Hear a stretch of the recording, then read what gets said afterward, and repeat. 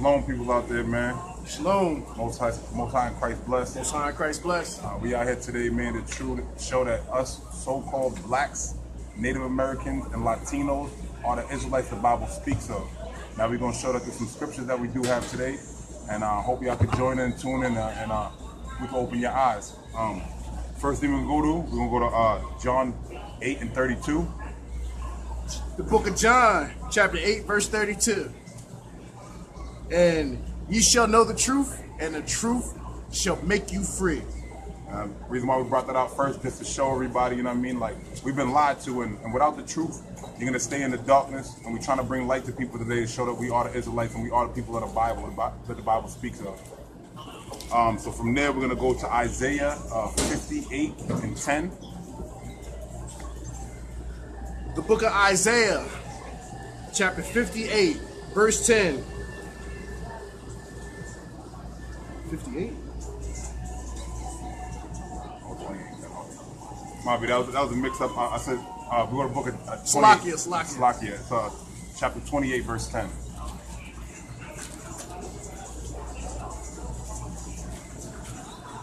Now again, like I said, we are trying to bring this out because we're trying to bring the light to our people today and let them know that we are the people that the Bible speaks of. A lot of pastors telling people that the Israelites have been done away with, and we're trying to prove that's not true. The book of Isaiah, chapter 28, verse 10.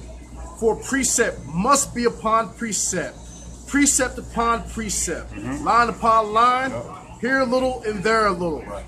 Now the reason why we brought that out is because to get the understanding of the Bible, the true understanding of the Bible, you have to read scriptures precept upon precept, line upon line, and here a little, there a little, because you're going to find some information in John that's going to match something in Mark. You're going to find something in Genesis that's going to match something up in Revelation. And it's going to put the Bible together for you as a whole. And it's going to show you and give you a better understanding of who we are. Now, from there, we're going to go to the book of Daniel, chapter 9, and that'll be verse 11. The book of Daniel, chapter 9, verse 11. Ye all Israel have transgressed thy law. Yeah, we all have broke the laws. Even by departing, that they might not obey thy voice, therefore. Right, read. The curse is poured upon us. So the curses are only on us. In the oath that is written in the law of Moses, the servant of God, because we have sinned against him. Now we have sinned against the God. Now that's showing you right there that the curses that have happened to the Israelites only happened to the Israelites under the whole heavens, has only happened to us. And these curses are going to show us who we are today, because it also says in the scripture that we're going to lose our nationality, and we're going to lose who we are as a people, as a nation. So we're going to get into the curses, and these curses are going to show us exactly who we are. So from there, we're going to jump to Deuteronomy 28, and that's verse 46. Let me turn this over.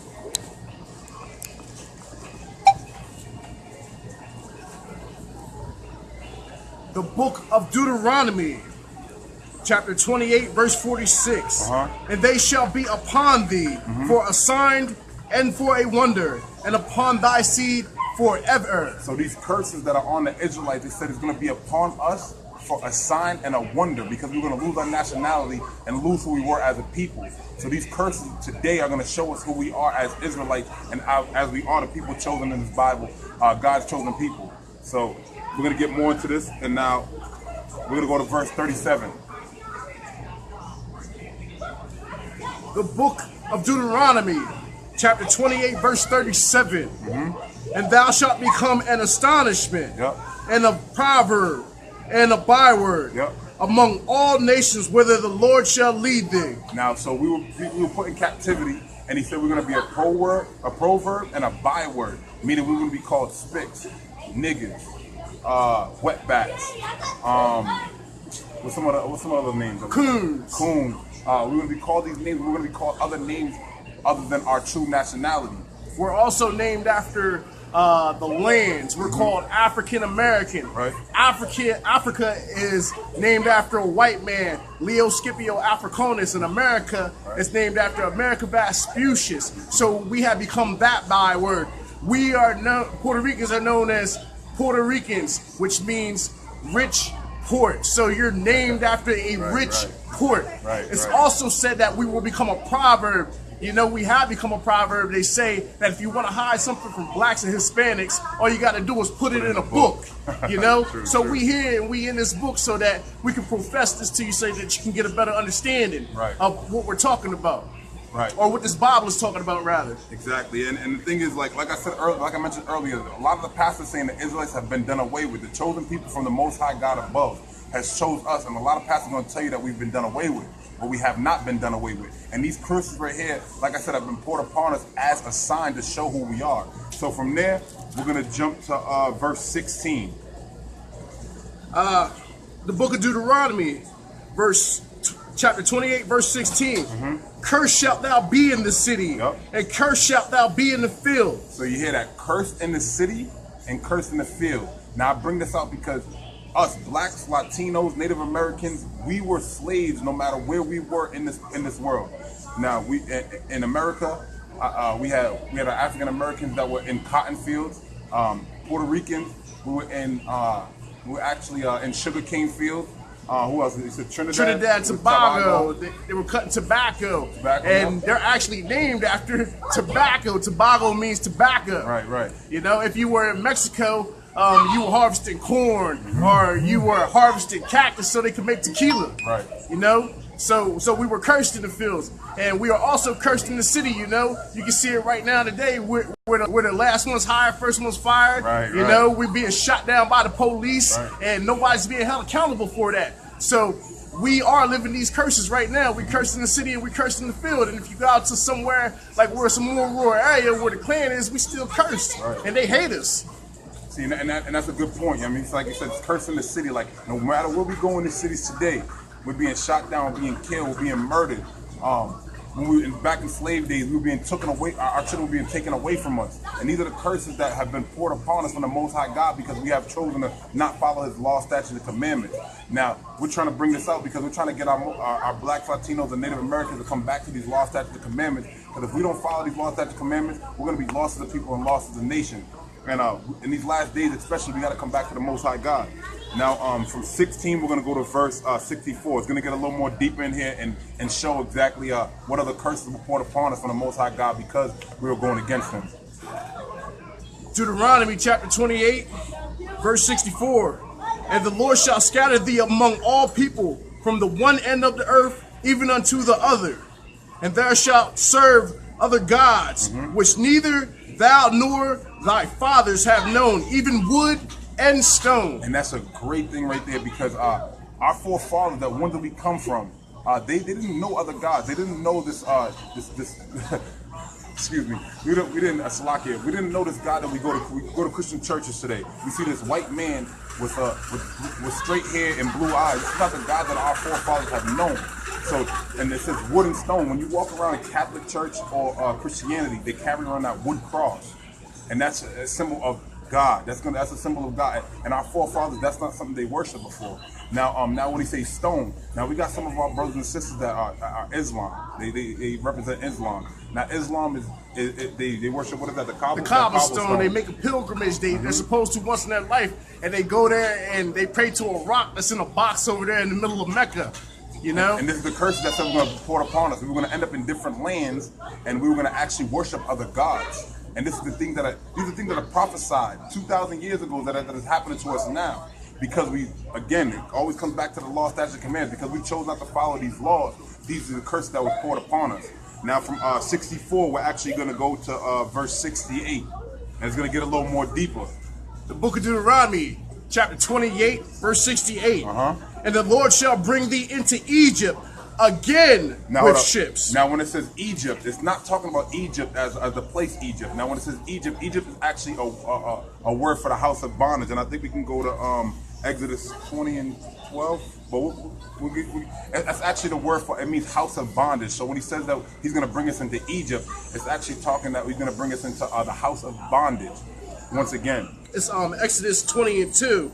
I am the Lord thy God, which have brought thee out of the land of Egypt, out of the house of bondage. Like I was getting to. Now, when he says Egypt, he's talking about the house of bondage. So he said he's going to bring us into Egypt. Get back to that. Get back to 68.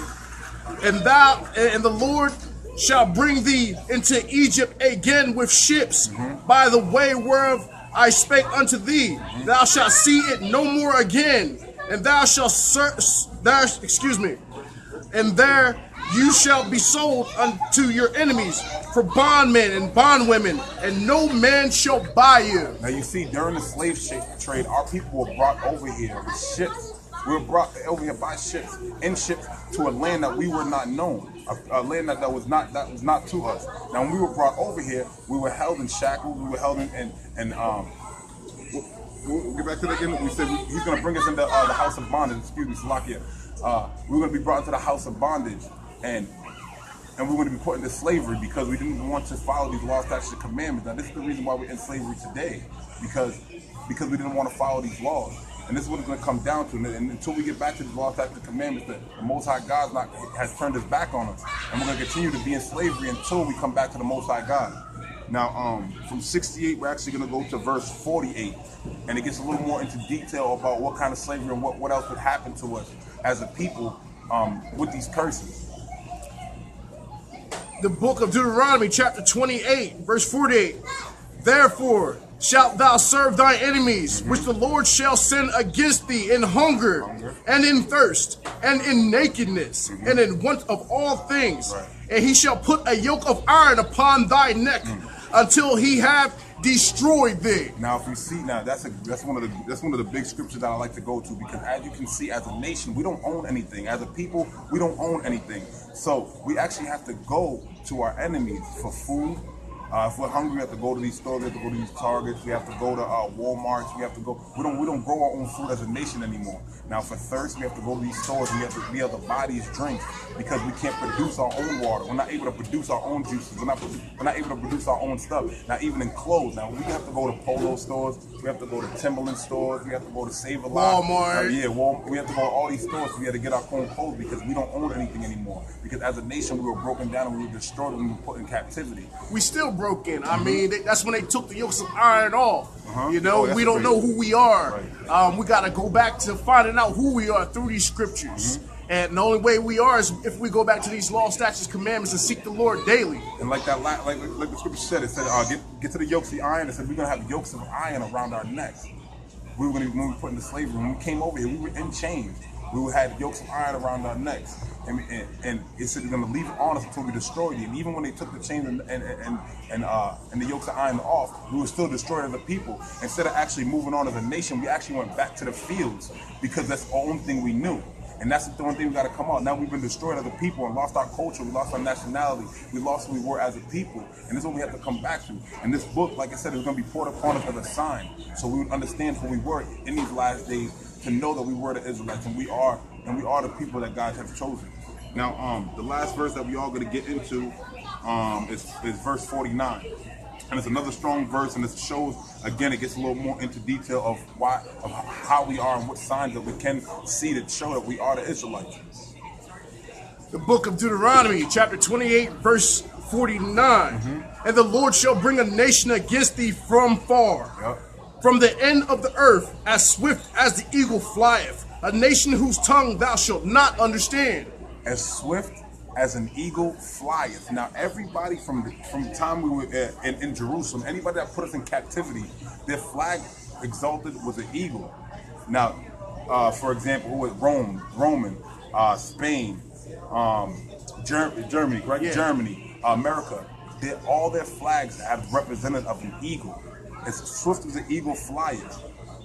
That's another way we can prove who we are today, because we're still in captivity as today. I mean, even though we're a little more free, we're able to walk around. See, the one thing about slavery, it has not been abolished, only been redesigned. That's right. To make us feel like we're free as a people, when we're not free as a people. We never have been, and we probably never will be until the Most High God returns. And when the Most High God returns, we have to make sure we come back to these laws, statutes, and commandments to make sure when the Most High God comes back, we're actually show ourselves approved. Now, I know a lot of churches, they tell you that the laws have been done away with. That's a false doctrine. and we can get a little more. We can actually get a little more into that. We can actually get a little more into that. And today, and if people are open for discussion, we're gonna get into it right now, because right now I see and we watching, and people are seeing that the Old Testament is done away with. But you don't realize that nothing has been done away with. These laws have not been done away with. Right. See, if you go into the book of Psalms, and if you go to chapter 40 and verse 10. Let me see what these people are saying. What else? Let me see.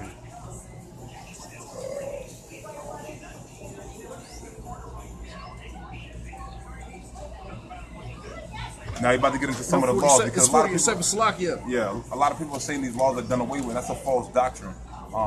That's one of the things we got to stay away from, because we have broken our law, statutes, and commandments. This is the reason why we've been put into slavery, and this is the reason why we're being broken down as a people, because we're not coming back to our law, statutes, and commandments. After he gets that, I'm gonna get to a good point in the Apocrypha. Go ahead.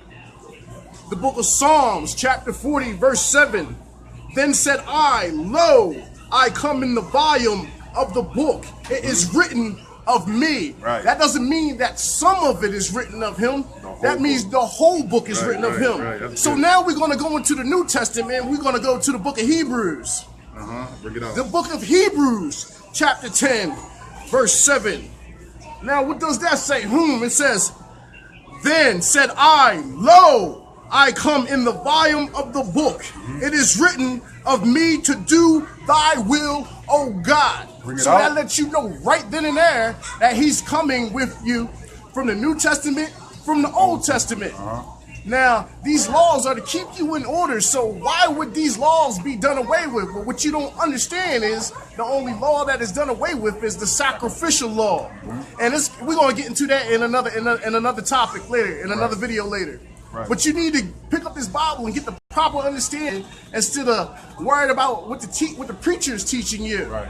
Because they're preaching it from the precepts of man. They're not giving you your identity. They're not letting you know who you are. What verse that is? Verse. Hold up. Well, while you're trying to find that verse, again, without these laws, statutes, and commandments, this is the reason why we're going through the things that we're going through as a nation, is because we fell away from these laws, statutes, and commandments, and we need to come back to the Most High God. And the people who put us in captivity knew that if we broke our law, statutes, and commandments, that they would be able to take advantage of us, because without God, we're weak. Without the Most High God, we're weak. Now, let me see. I'm gonna get into something real quick. I think it should have chapter 5 and 20. We read Judith? Yeah, Judith.